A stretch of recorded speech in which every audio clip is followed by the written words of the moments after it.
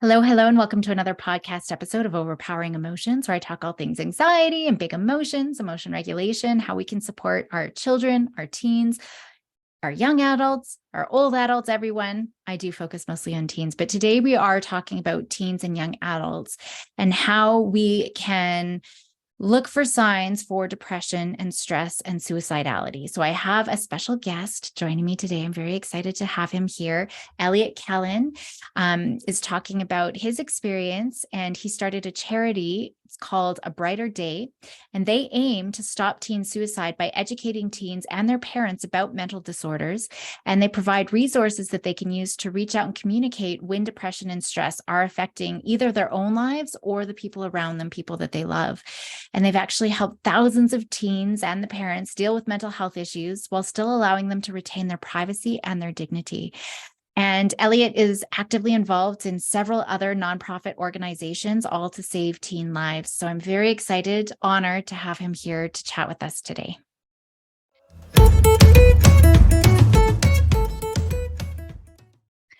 Well, hello, Elliot. Thank you so much for joining me on my show today.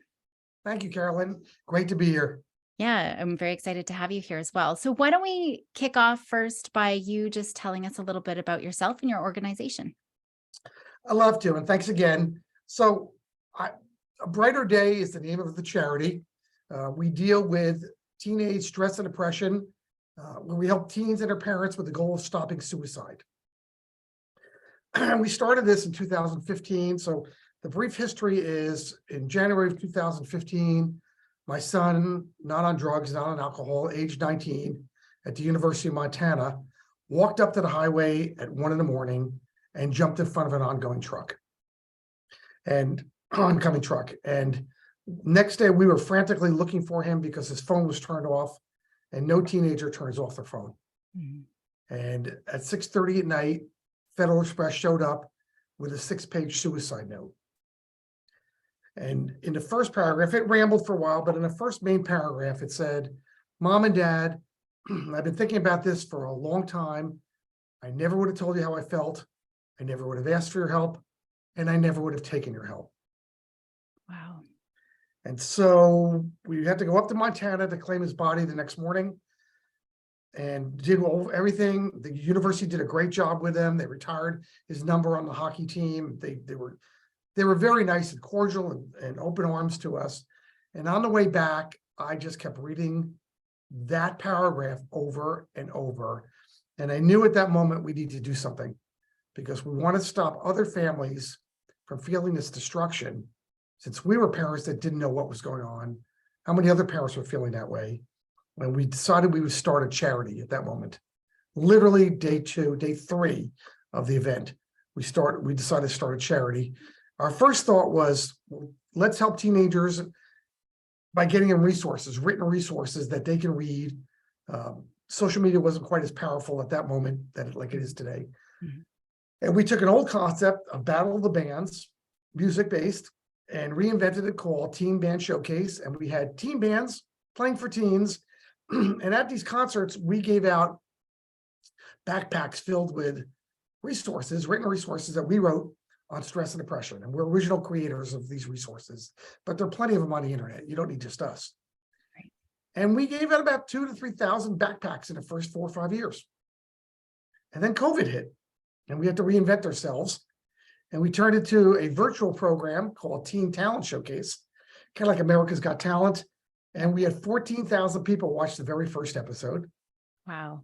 And we liked that, but we could not figure out how many of them actually went to our website to get resources. And we didn't like that feeling. So we thought, well, let's really put a lot of emphasis and effort into the website and social media and driving people to our resources. So we now, and we've been doing that for a while, we have 2 times a month a newsletter that goes out, primarily written for parents, on all the things you should know about stress, anxiety, depression, and stopping suicide. We have a teen survival toolkit that teens can download, and that's being advertised on Instagram and TikTok for teens. And basically that's, are you feeling this way? Have you ever felt this way? Have you talked to your parents? Things like that. Mm-hmm. And then we took that to another level and thought, okay, our resources, and because Carolyn, that some teens, some parents are going to read things, some are going to need to speak to people, some are going to need, it's no different than we're all made up. One's more tactile, one more is auditory, one's more is visual, and so forth. So the resources are more visual, obviously, for teens and parents. Yeah. And they're passive because you can read them all day long. And if you don't take any action, they were exceptionally passive, thorough, and complete, but passive. Mm-hmm. So we thought we need to do something better than that.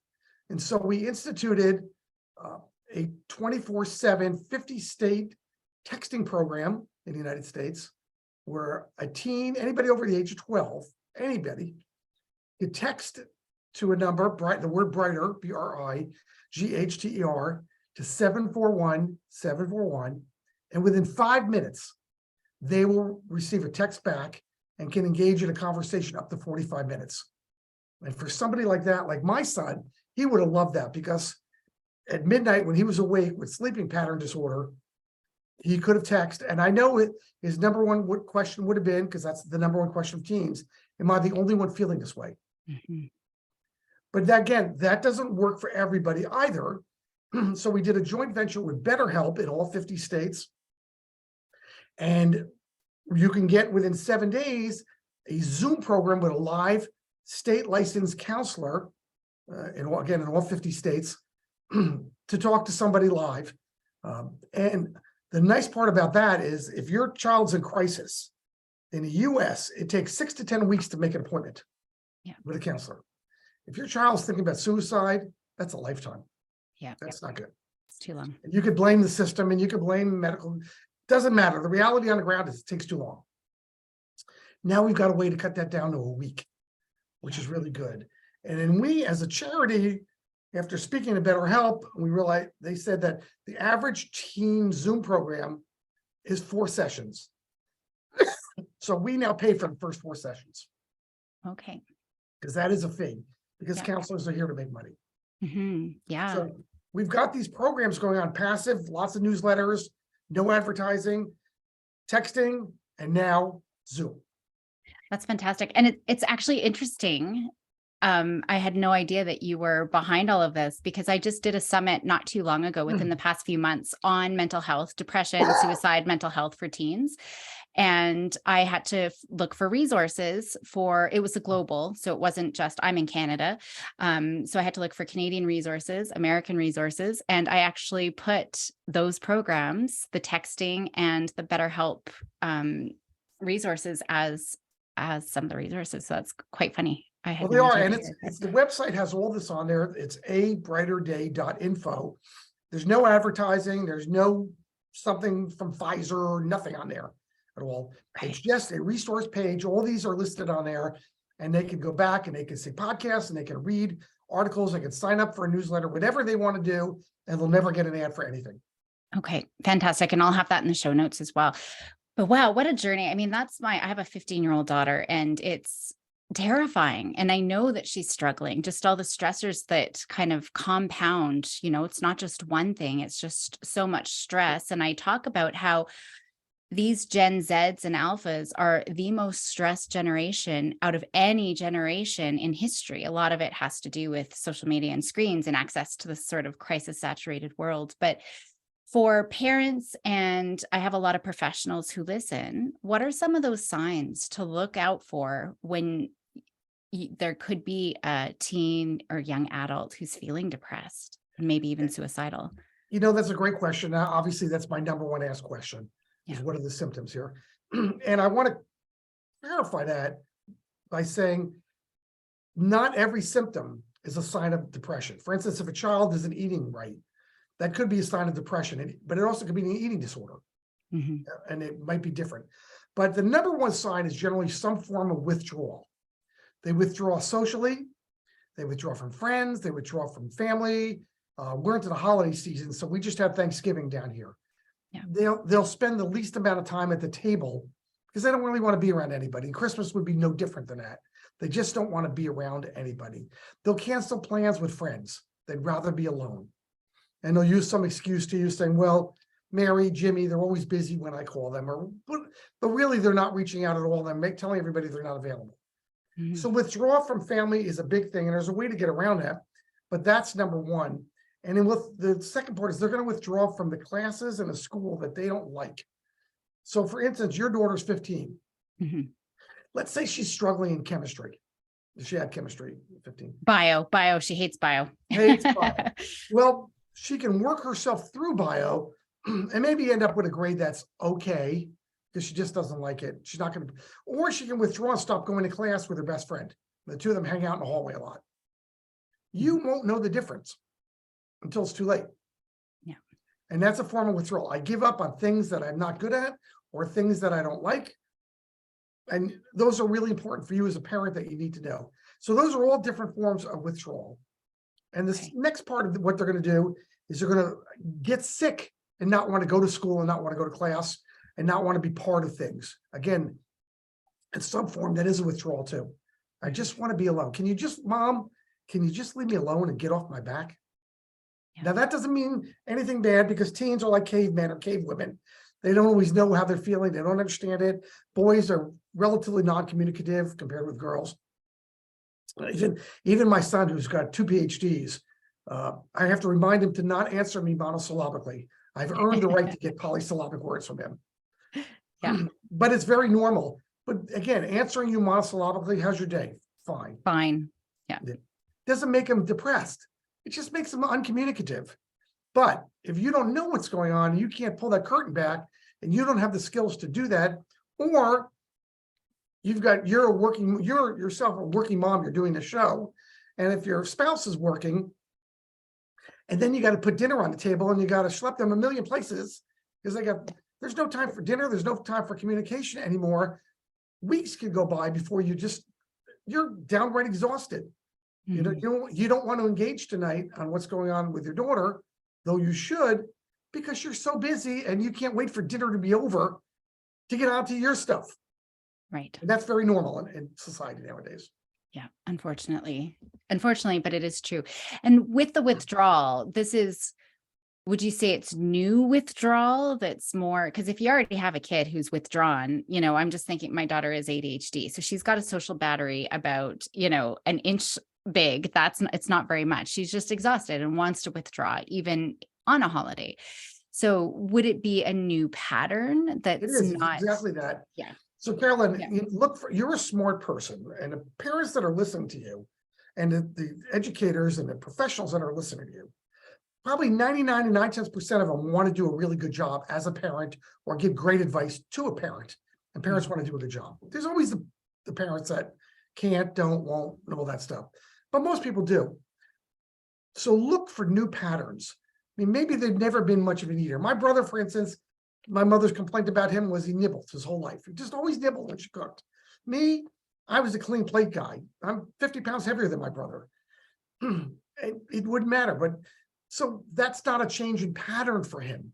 Mm-hmm. Be a nibbler. Yeah. Right. Yeah. But I remember my son, who's not with us anymore, he suddenly got thin on me.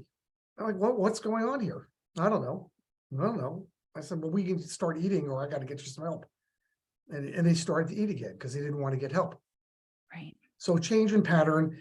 And even his friends told me that when he was at school, when they felt terrible for not recognizing this, and it wasn't their fault, was that he was asleep when they were awake and they were awake when he's asleep.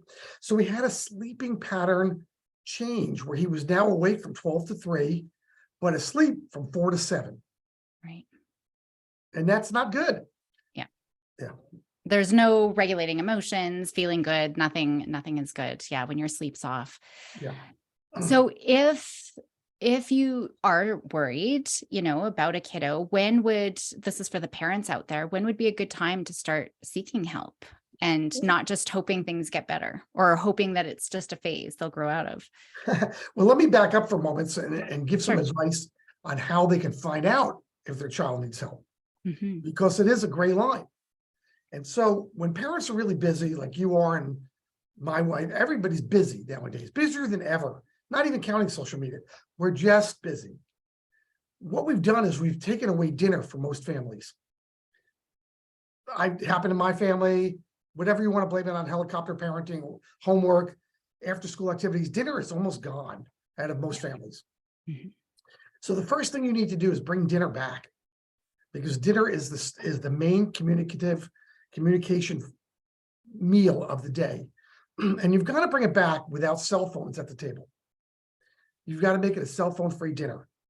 And that might mean putting those cell phones in a basket, no texting, no calling grandma on FaceTiming, none of that stuff, no exceptions to the rule here at all. We just from 6 to 7, 6:30 to 7, 7 to 7, whatever your time is, it's cell phone free. And then you as a parent have to do a little probing. As annoying as you're going to be perceived, you have to do some probing. And that probing could be, what's your favorite class? What's your least favorite class and why? How's your best friend Mary doing and why? Because you might find a Mary, like you just said, biology, she's not doing well in biology either. And that's your daughter's best friend. So the two of them have tag team and paired up and maybe not even showing up to class now. Again, that's what so you want to know what's going on. The why is so important. And dinner is where you're going to discover that. So on the website, we put a whole series of questions together for parents, and they're in the internet too, that you can ask your child. And yes, you're going to be annoying. There's no doubt about it. Yeah. But my mother used to have a phrase that she said to me, better you cry than I cry. So be annoying. It's okay. Yeah. If that doesn't work, then taking a drive anywhere, whether it's to practices or home or to grandma's house, make that radio free, take out the earbuds, take away the texting and the Snapchat and the Instagram, and take all that stuff away for that 20-minute or 40-minute or even 15-minute drive, and just ask questions and talk. Those are the two top ways to engage with your teen, is either at dinner, and it doesn't have to be every night. It can be a few times a week, even once a week, if that's the best you could do, but engage. And then when you're driving, and you and I as parents, we become glorified taxi drivers for our kids. Yep. So that is a great time to do that. And I could tell you that my son who died, sometimes I'm looking back at it, and sometimes he played ice hockey, and we went to a lot of tournaments because he played travel hockey, and sometimes he just stared out the window. And I just thought he was engaged in thinking. Now looking back at it, they were probably pretty negative thoughts and depression. Right. But I didn't see it then. Whether I chose to not see it, or I didn't have the tools to see it, or I certainly didn't understand it, or even believe it. Yeah. It was what it was. He was withdrawing. I think we fall into that, oh, it's just hormones. They're just teenagers, right? And that's a dangerous hill to go down. And I do love the driving and walking, because when we're side by side, the pressure of needing to make eye contact and processing, it just kind of creates a safer environment. So I find that can be really helpful, just sitting side by side, even if it is at dinner. Sometimes that can be really helpful versus, in front of each other. So what are some strategies, if parents were going to support, creating those open pathways of communication, is there anything else that parents can do if they see that their kids in the moment are really upset about something or withdrawn? Yeah. So also one more thing before that, even find out how their friends are doing. Yes. Who their friends are. Make sure you know who their friends are. My mother, as annoying as she was, when she was annoying, she made a point of saying, who are your 2 or 3 best friends? Then she would call their parents up just to introduce herself and say, my son was telling me that you and Rich are great friends. Your son Rich are great friends. I just want to introduce myself and give you my phone number in case you never, ever need to reach out. Now, I found that the most annoying thing in the world. She was right. Yeah. She was just saying, if you're going to be like your friends, I want to know more about your friends. Mm-hmm. We actually had my daughter's best friends' parents call us up and invite us over. I couldn't be there. I was out of town. So we did a Zoom, but my husband went, and yeah, it really does make a difference. It does. It does. Now, what can you do as a parent when you realize something's off? Just, and you don't want to overreact. And if you confront your teen, you may not get an answer anyway, because my son, I would say, are you okay? He'd say, I'm fine, Dad. What's the big deal? So he didn't want to share anything.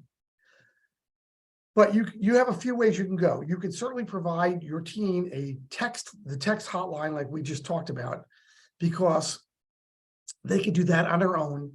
And that's important to them, that maybe they're the kind of person like my son would have been, to use the text hotline. Certainly a Zoom program, you're now into the next level of getting them counseling. In the United States, school counselors are not really prepared to deal with this. Same here. Yeah. They might not even know a referral program. Certainly a pediatrician is more prepared for this, hopefully, and knows a few child psychologists or maybe even child psychiatrists if you get to that point. But I would reach out to everybody. If I'm a parent, I'm reaching out to every place I can reach out, looking for answers and solutions.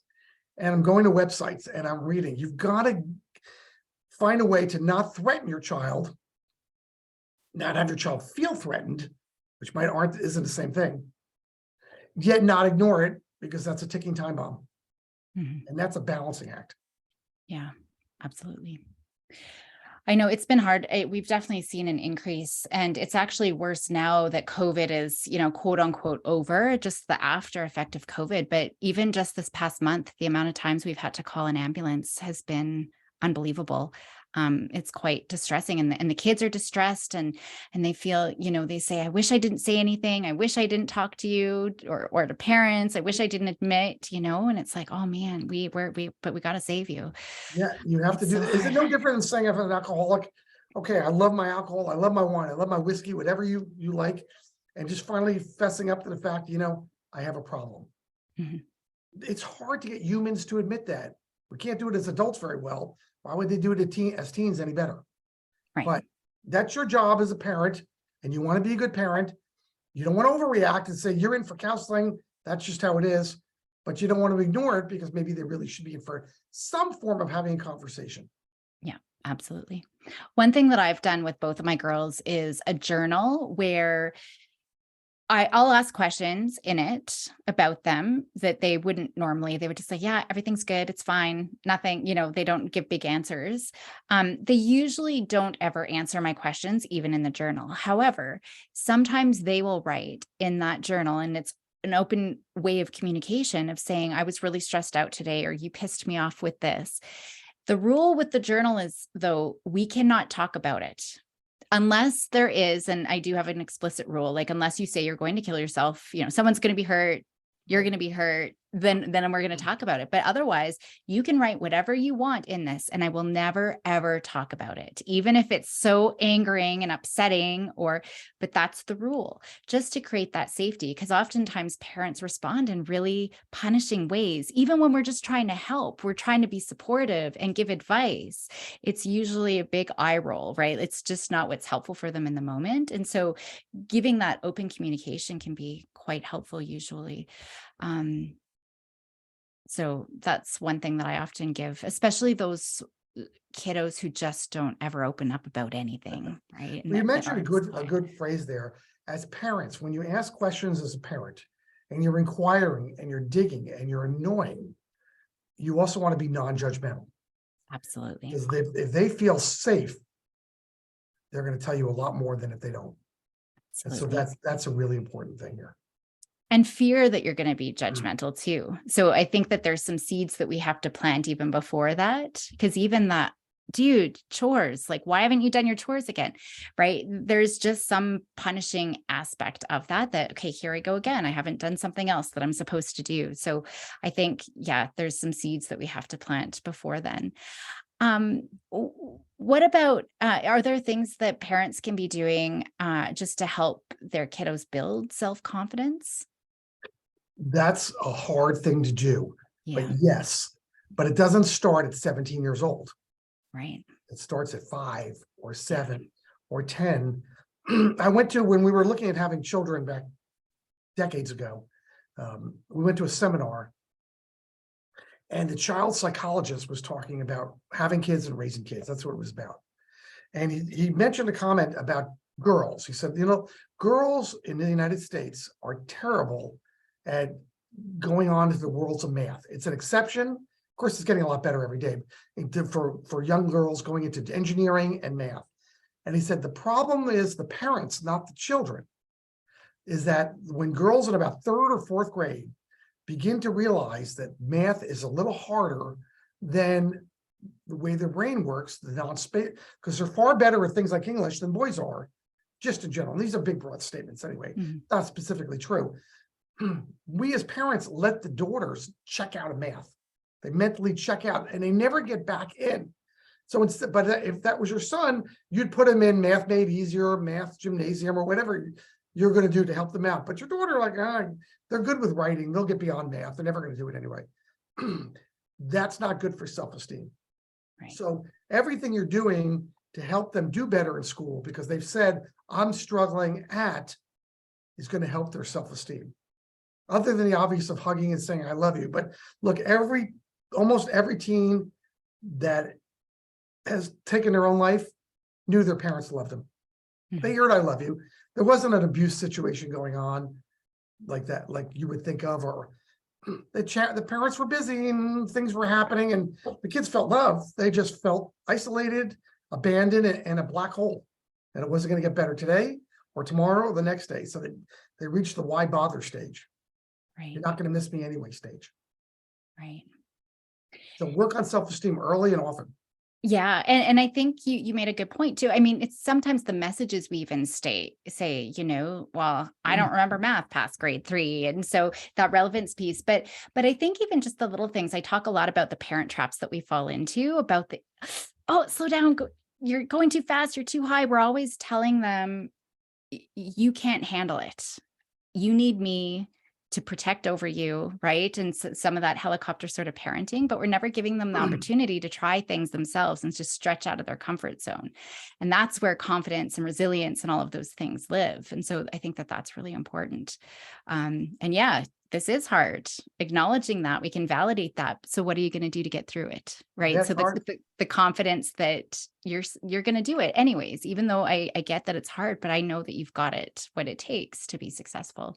I was on a teen panel not too long ago. So I was talking about From a Brighter Day, talking to teens. The room was filled with teens, maybe 100 teens in a room. And the question came up about what we're talking about with parents talking to teens. And we had a teen complain that their parent never asked them about their day. It's like they don't care. And so we worked on to the whole room. I did a quick 5-minute workshop on how to educate your parents how to ask you the right questions. Because we forget about this. You're not born with all these great parenting skills. Nope. You got to learn them. And so, when 2 parents are working, and it's different, like my mother's generation, she was a stay-at-home mom. So her life, taking care of laundry, shopping, preparing meals, all could primarily happen before we even got to home. But now you're getting home at 5:30, your husband's getting home, or partner's getting home at 5:30. You got quick meals you got to make, you got homework, they got 2 hours of homework, and there's no time to do anything anymore. Yeah. So you just want to get through that. I understand it. It makes perfect sense, but you got to ask the right questions. So if I would tell teens, if your parent doesn't know how to ask questions, find out about their day. Model it. Yeah. Oh. That's great. Yeah. And that's, a huge piece of the work that I do. Yeah. Is just how we can communicate with them effectively. What are some tools that teens and young adults can use, if they're feeling stressed, anxiety, depression? So first of all, this is their enemy. Yep. They're going to do all the research right here. Yep. Excuse me. Social media is a highlight reel of everybody else's life but your own. And so there was one Christmas that my kids came home, and we live in Northern California. So a lot of people go to Hawaii or Lake Tahoe for Christmas break. And the comment I got from one of my kids was, Dad, are we the only family that doesn't go to Hawaii or Tahoe during this time? Because that's how they felt. It's just overwhelming. So everybody's posting these pictures. Everybody feels good. Instagram, Facebook, TikTok, there are all these cute things and reels and, skiboarding, snowboarding down there and all that stuff. So everybody's having a good time but them. Yeah. It makes them feel even worse. So you've got to monitor social media somehow. Got to help them with it. Mm-hmm. They're not equipped to do that. We barely are. Yeah, they want to be everybody has this need to be liked, and social media is one of them. Mm-hmm. There's more bullying on social media than there's ever going to be in a school because it's easy to do it. There are more people, we just went, my wife and I just went to Tahiti and we took pictures of Tahiti, Bora Bora, and Moorea. Unbelievable trip. Some of the comments that I got from other parents were not like, wow, I heard that, but, well, how often are you going away now? How often are you doing this? Now, how much did that cost? Oh, wow. Judgy. They were negative comments because they're a little jealous or upset on our posts on social media. And my wife and I decided that the next time few times we go away, no post at all. Yeah. We don't need to do this. We thought it'd be neat and fun because it's such a unique adventure. And it was for most people, but for some, it wasn't. And that's how it is for teens. We're more equipped to deal with it as adults. They're definitely not equipped to deal with that. Yeah. Definitely.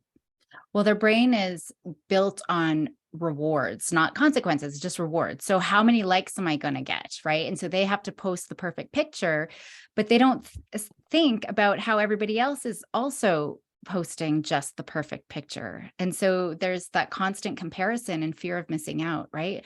Oh, look at them. They look so happy that, I wish I had friends like that. Or why didn't I get invited out with that?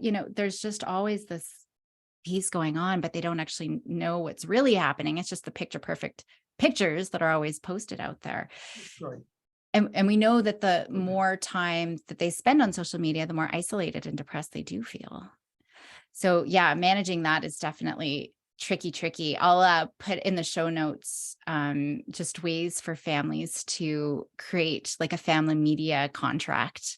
There's some great resources out there. That's a great idea. Yeah, I think that's important for everybody and parents to model that too. It's not just kids have to put their phones away at a certain time, parents need to be doing that. Well, And at dinner time. text Those during things dinner too. also. Let's face it. Yeah. We have an umbilical cord to our phones. We just do, even as parents, as adults. I have 3 different sets of emails that I get from 300 plus a day. I'm always looking at emails, but if you're doing it during dinner and my head is down, I'm ignoring everybody at the table. Yeah. My daughter threw a dinner for her friends in college. She said, Dad, I want to throw a dinner. It was during a holiday break that she was home. She said, I want to cook. I really want to do what you do, but for my friends. And so I said, great, we'll go out. My wife and I went out. She knows what she's doing because we've been cooking together forever. And she made dinner. And I came home and I said, so how was it? She said, terrible. I said, what happened? She said, the food was great, but people were texting the entire dinner. No one paid attention to my food. And one of the couples there, everybody had a boyfriend, girlfriend that was there. So it's very adult-like, coupled off. Yeah. They were texting each other during dinner. Oh, geez. About everybody else. I was Wow. talking about your hair. Can you believe she's got blonde hair today or red hair or whatever color hair? Can you believe she's wearing her glasses that way? Should we tell her that they're crooked? Should we tell her they're straight? And it was nonsense. And that's the first time she experienced the negative side of what was going on. And she's 9 months pregnant with a baby. Let's see if she handles it any better. Yeah. Yeah.